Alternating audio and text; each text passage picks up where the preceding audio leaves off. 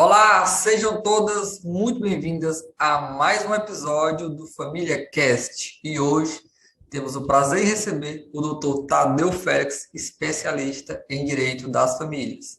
Bom, Tadeu, comece aí se apresentando para que as nossas seguidoras, nossas ouvintes possam te conhecer. Olá a todas as mães, sejam todas bem-vindas. Prazer estar um pouquinho aqui transmitindo um pouquinho de conhecimento da área de direito de família. Meu nome é Tadeu Félix, advogado especialista em direito de família. Atuamos em todo o Brasil, apesar do nosso escritório estar sediado em Minas Gerais. Hoje, com a advocacia eletrônica, a gente consegue atender, né, todo o Brasil. E é um prazer estar aqui, Jean. Muito obrigado pelo convite. E espero contribuir um pouquinho aqui. A gente não sabe tudo, mas um pouquinho do que a gente vive no dia a dia, um pouquinho dos conhecimentos que a gente adquire aqui na prática, numa área específica que a gente atua, que a gente puder contribuir, porque conhecimento nunca é demais, né? E o conhecimento gratuito, genuíno, que eu sempre digo, né? A gente não está aqui objetivando fins lucrativos no final, é justamente esclarecer dúvidas, principalmente das mães das mães solo, que sempre estão nesses embates consigo mesmo, né? Já tiveram um processo traumático de separação, já tiveram um sofrimento na vida e ainda tem que resolver todas as questões burocráticas, porque acaba que recai único e exclusivamente sobre elas o dever de cuidado, sustento dos filhos, né? E muitas vezes o pai some, muitas vezes o pai só quer cumprir sua obrigação de pagar pensão e olha lá, né? Quando pagam, Olha né? lá, quando paga, né? Quando Exatamente. pagam. E Tadeu, conta aí um pouquinho da tua história, que tem uma história muito bonita, do porquê, como foi que você começou atuando, né, com o direito das famílias. Cara, eu sempre falo que não fui eu que escolhi o direito de família. Até porque não era a minha matéria predileta lá na faculdade. Quando eu formei, não é um tema que eu falei assim, nossa, vou investir, vou atuar somente nessa área. Mas acabou que o direito de família me escolheu. Eu sempre falo isso, o direito de família me escolheu. Por quê? Desde quando eu estudava, né, eu comecei a me relacionar com a minha atual esposa, a Lorena, e quando eu a conheci, ela já tinha uma filha, né? Mas quando eu conheci ela, a filha, e aí eu vou colocar o nome, a Beatriz, que eu chamo de Bia, né? Bia tinha apenas 10 meses de vida. E Lorena tinha perdido o pai da Bia. Ele faleceu quando Lorena estava com 1 mês de gravidez. E aí eu conheci a Lorena, a Bia estava com 10 meses de vida, e de lá para cá o relacionamento foi ficando sério e tudo. E Bia muito novinha, eu acabei sendo a única referência paterna para ela, e desde novinha ela sempre me chamou de pai, de papai. E hoje a Bia já tem 12 anos de vida, então já é uma coisa assim, que hoje não tem dúvidas nem para a sociedade, nem para mim, nem para ela, de que ela é minha filha.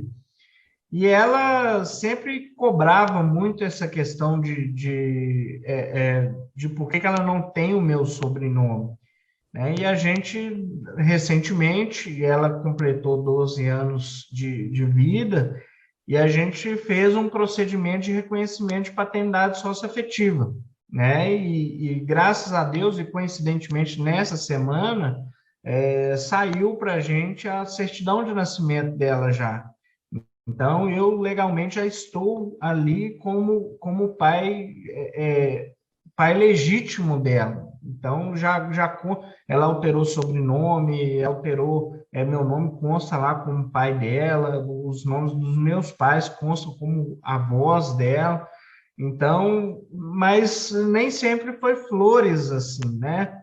E E aí eu me formei na faculdade, E como o pai biológico da Beatriz tinha falecido, é, a Lorena teve que entrar com um processo de investigação de paternidade para poder incluí-lo como pai na certidão de nascimento dela. Porque quando ela nasceu, não tinha como colocar o nome do pai, tinha que se abrir o processo de investigação de paternidade, e aí acabou que a família do pai colocou um tanto de objeção. E essas objeções vieram única e exclusivamente por questões financeiras, Sim, porque ficou um resíduo previdenciário, uma pensão por morte, que a família do pai começou a receber, porque não tinha filho registrado. verdade. Então, a família recebeu durante um período. A Bia começou a receber a pensão por morte, ela já estava quase fazendo 2 anos, para você ter uma ideia. Então, foi um período que a Lorena passou muita dificuldade e tudo, e eu, recém-formado, eu falo que foi meu primeiro caso. Minha própria filha foi minha primeira cliente. E desde então, eu via na pele, eu via como que isso afetava a Lorena, via como que isso deixava ela chateada, de como que afetava diretamente nas questões emocionais, e eu falava, gente, é um absurdo, porque o processo de família não é o preto no branco, é uma área muito sensível, é uma área que você lida com sentimentos, é uma área que você lida com emoções. Então, além de você ser o advogado e resolver o que eu costumo dizer do que é prático, do que é burocrático, você também tem que ter esse tato de saber lidar com a emoção, com a sensibilidade, com a ansiedade das pessoas, Eu digo né? para eu digo para os clientes que nós somos não só advogados, mas acabamos sendo terapeuta, psicólogo, amigo, inimigo de quem realmente não quer o bem das crianças, dos filhos. Então a gente faz todo esse trabalho, né? Sim. E aí, graças a Deus, assim, depois conseguimos resolver. Eu falo assim, para além, né? A família biológica da Beatriz nunca nem quis ver ela. Ela já tem 12 anos. Então, com o reconhecimento da paternidade, e aí a família não teve mais direito nesse benefício de pensão por morte, ninguém nunca mais quis saber dela, ou seja, era o dinheiro pelo dinheiro. E hoje a avó materna não conhece, não acompanha nada da vida dela, entendeu? Então assim, e a partir daí a gente começa a ver que cada família, todas as famílias têm alguma demanda familiar. Não quer dizer que seja um problema. Por exemplo, esse reconhecimento meu da paternidade para a Bia é uma demanda familiar, né? Era uma questão que a gente precisava resolver. Era um litígio? Não. Mas é uma demanda familiar. Toda família tem uma demanda Uma demanda familiar. familiar, sempre tem. E olha, Sim. Tadeu, recentemente saiu em alguns jornais, né, a quantidade de casos de crianças que foram registradas só esse ano no Brasil sem conter o nome do pai, seja o pai biológico ou seja o pai afetivo. Então nós vemos que tem crescido cada vez mais casos, né, de abandono paterno ou até mesmo casos em que eu falo de aborto paterno. E aqui muitas mães, elas ficam naquelas dúvidas. Ok, e como regularizar essa paternidade? E como regularizar para que o pai socioafetivo esteja na certidão de nascimento da criança?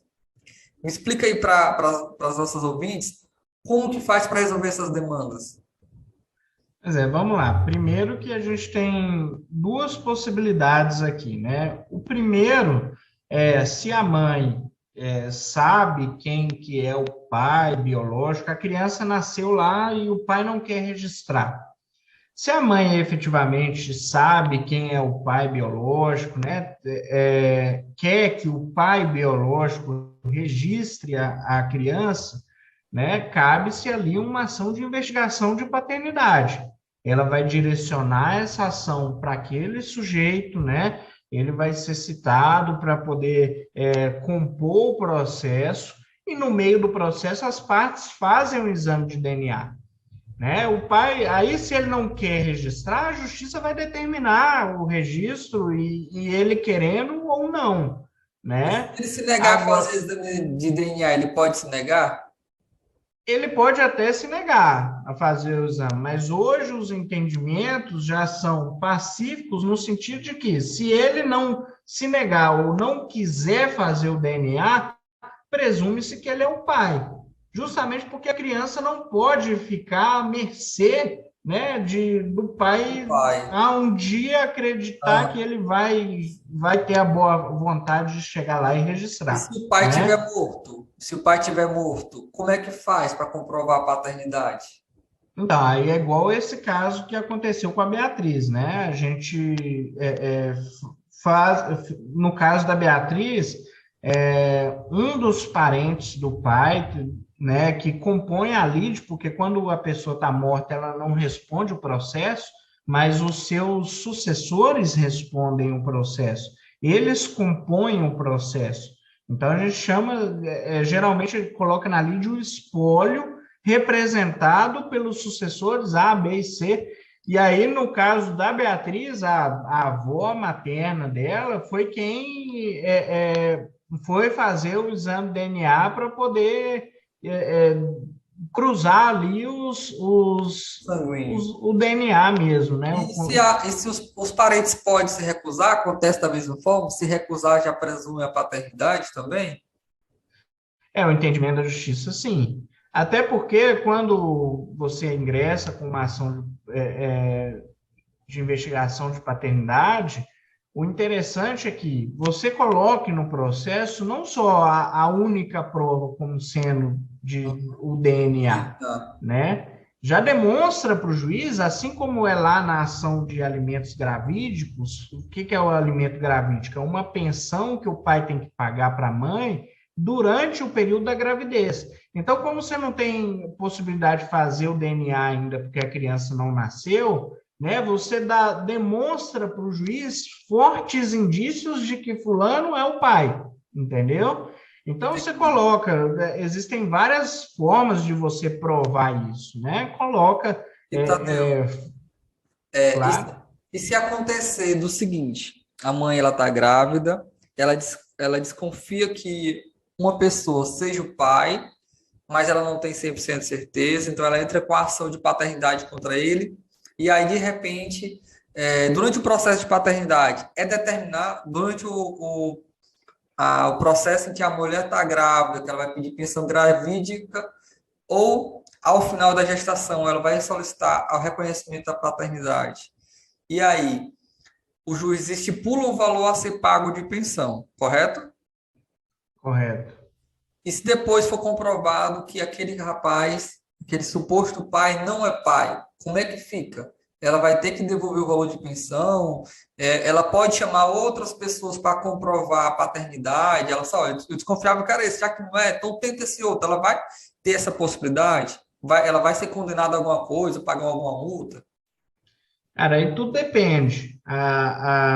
Até porque, se ela demonstrou indícios de que aquela pessoa poderia ser o pai biológico da criança, você pressupõe que existiu ali um relacionamento amoroso, que até o pai, muitas vezes, também fica em dúvida. Será se eu sou o pai? Será se eu não sou? Então, ali você precisa fazer um juízo muito de boa-fé.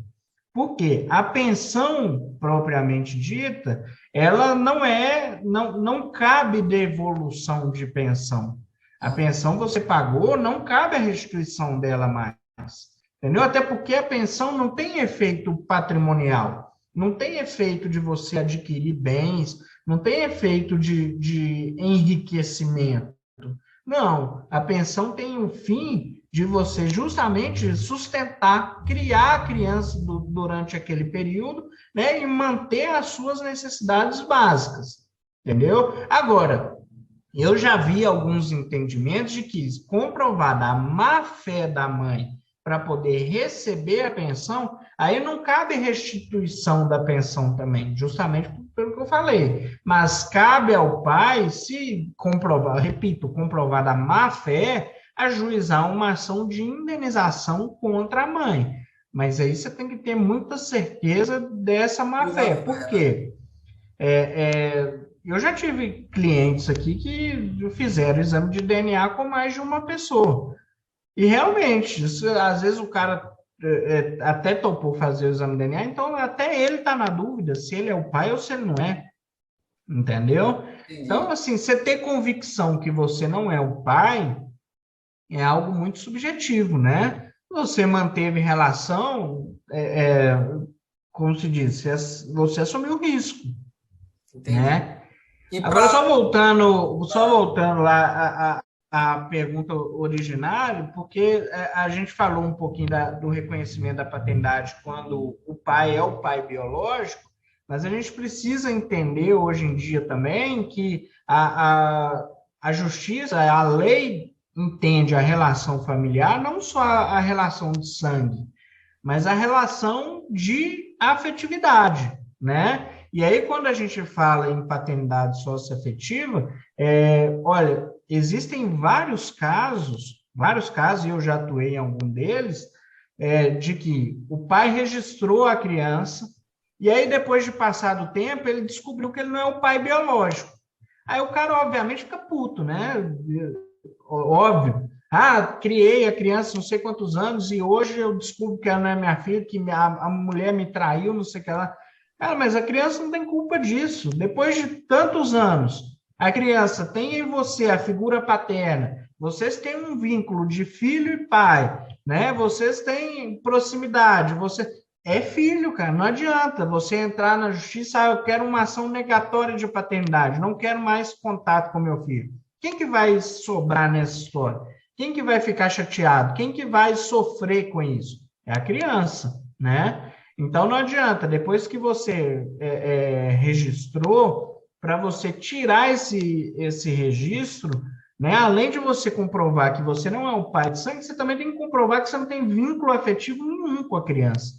Nenhum, porque se você tem um vínculo de afetividade, por mais que você não esteja mais com a mãe e a criança não seja sua filha de sangue, mas você já tem laços. E aí quem tem laços também é pai. Também é pai. E nos casos de reconhecer a paternidade socioafetiva, de incluir, né, o sobrenome, de alterar ali todo o registro civil, como que é feito? Demora muito?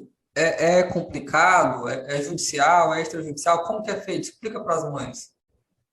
Então, aí eu vou até tomar como exemplo o meu caso mesmo. Eu fiz o procedimento extrajudicial em cartório, só que ele tem um requisito, né, que a criança tenha mais de 12 anos, porque a criança tem que manifestar a vontade dela de querer alterar essa paternidade, né? Então, se a criança tem mais de 12 anos, ela pode, assim, manifestar, ela já pode dizer qual que é o desejo dela. Então, nesses casos, você faz extrajudicial, você faz um cartório, né? Você chega lá, você tem um procedimento de investigação, você tem que mandar documentação, comprovando, né, que você tem um laço de afetividade. Você passa por um processo de entrevista você, entrevista a mãe, entrevista a criança. Se o pai for vivo, entrevista ele também, né? Inclusive o pai biológico, ele tem que consentir com isso. E Se ele for se ele vivo, recusar, como é que se ele recusar, aí é só na via judicial. aí vai ter que ir E para o aí judicial, né? vai ter que ir para o judicial. E aí, tanto se a criança tem menos de 12 anos e ou alguma das partes não concorde, aí tem que ser no judicial, entendeu? Que aí o juiz supre a assinatura do pai ou supre a vontade de quem seja. Aí no judicial você comprova, né, o laço de afetividade e muito provavelmente o juiz vai reconhecer essa paternidade, entendeu? E aí altera-se, a gente tem três hipóteses quando você tem uma relação afetiva, né? Você pode simplesmente fazer uma ação de retificação de registro civil, por quê? às vezes o pai não quer colocar o nome dele na certidão de nascimento da criança, mas a criança se sente incomodada de, perante a sociedade, ela não ter o sobrenome do pai afetivo. E aí você faz uma ação de retificação de registro civil, inclui o sobrenome do pai, tudo bem, não altera lá o nome do pai e está tudo certo, se esse for o desejo. E você tem a possibilidade do procedimento de adoção também. Só que a adoção, você exclui o nome do pai biológico, exclui o nome da mãe biológica, se for o caso, né? E inclui de quem está adotando. Uhum. E tem a terceira possibilidade, que é o reconhecimento da paternidade socioafetiva, que aí, nesse caso, você mantém o nome do pai e da mãe biológica e acrescenta, só acrescenta o nome do pai e da mãe de que você tem o afeto. É o caso que aconteceu comigo. Né? O nome do pai biológico da Bia está lá, do mesmo jeito. Só foi acrescentado o meu. Então, na certidão dela, ela tem 2 pais, né? Tem mais 2 avós paternos, e somente acrescentou, o restante permaneceu inalterado. E uma outra dúvida, quando faz esse reconhecimento da paternidade socioafetiva, a criança ela vai ter os mesmos direitos do filho biológico? Tem todos os direitos? Sim, Todos, né? sim. Então, se torna Virou herdeiro, pai. É torna pai, herdeiro. pai, não, não, não existe menos pai, mais pai, existe igualdade, né? Eu falo sempre isso. Se você optou por registrar uma criança, você assumiu com. Porque você tem o ônus e o bônus, né? É lindo você falar assim, mais um filho e tal, mas você trouxe consigo o ônus de responsabilidade, de cuidado, de afeto, de amor, de carinho e de sustento. E quando você, porventura, vier a falecer, porque aí é um fato futuro incerto, mas um futuro e certo, né? Porque todo mundo vai morrer um dia, Vai morrer. né? A criança, se você tiver outros filhos, igual no caso eu tenho, o Bento também como filho biológico meu, a Beatriz concorre de maneira igualitária com o Bento na herança que porventura eu deixar. Entendi. E uma outra dúvida. E se por acaso a mãe engravida de um homem, ela sabe que ele não vai querer reconhecer a paternidade, então ela conhece uma outra pessoa, se casa com essa outra pessoa, e aí, quando o nascimento da criança, ela decide registrar, colocando o nome dessa outra pessoa como sendo pai biológico. Isso é crime? Isso vai dar algum problema ou não? Não, até porque é o que a gente colocou aqui, né? A, a paternidade em si não é só a questão de laços consanguíneos, né? Você pode ali no meio da gravidez, até porque o pai também tem um desejo de não querer registrar, ele fala, não vou registrar e pronto. Aí depois a mãe tem que correr atrás disso e tal. Agora, você já tem um relacionamento estabelecido. O pai biológico não quer saber, sumiu no mapa. O pai afetivo, quem participou de toda a gestação, de tudo, manifestou o interesse de ser o pai efetivo lá na hora de registrar, né? Não tem problema nenhum. E aí depois, ele, por livre e espontânea vontade, foi lá e registrou. Mas aí, Depois, ele não pode questionar, né? Falar assim, não, eu fiz enganado. Não, aí ele tem que estar bem consciente de que ele fez e depois esse ato não tem mais nenhum tipo de possibilidade de revogação. e é possível, o pai biológico registrou a criança enquanto estava com a mãe, e aí depois separou, ele abandonou a mãe, abandonou a criança, né? Que, infelizmente é muito comum. O homem, quando ele Uhum. separa da mãe, ele pensa que automaticamente separou também dos filhos e começa o abandono afetivo. E aí, esse pai biológico, ele pode manifestar o desejo e, em razão disso, solicitar judicialmente para retirar a paternidade dele do registro da criança, ou seja, retirar o nome dele, deixar de ser pai daquela criança, ele pode? Ou se ele não puder, a mãe, ela pode entrar com algum tipo de ação para retirar o nome do pai?